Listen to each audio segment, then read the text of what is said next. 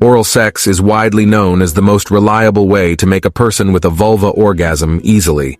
Research found that only 18% of vulva owners can orgasm from only penetration. The remaining 92% of women require clitoral stimulation through oral sex in order to climax. In this video, I will reveal to you 7 simple secrets that can make 95% of women squirt in just 15 minutes.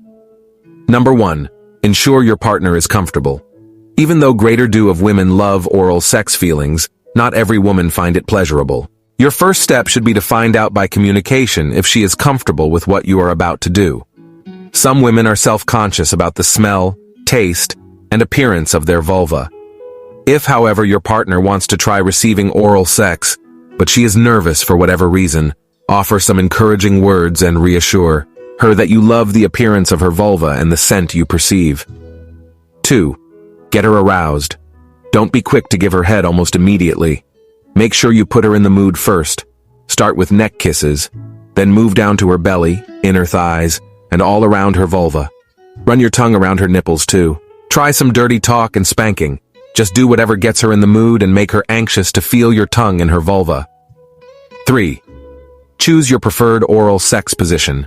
Mastering 1 or 2 positions for giving and receiving oral sex is another important tip for reaching oral sexual satisfaction. Let me recommend for you 2 simple but powerful oral sex positions that every woman enjoys.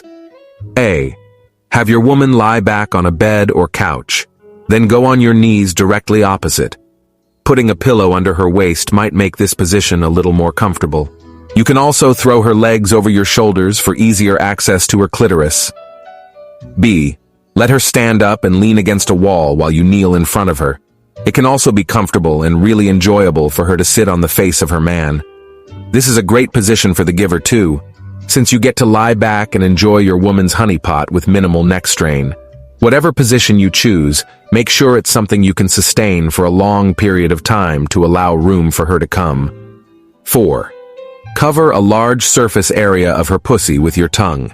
Use the surface of your tongue by spreading it wide but with a gentle pressure. Using the flat of your tongue with a gentle pressure and moving your head instead of your tongue creates a larger surface space, which feels better initially to most women. 5. Keep it slow and steady.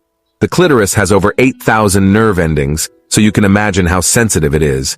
You don't want to go too hard on it, otherwise she will feel pain instead of pleasure.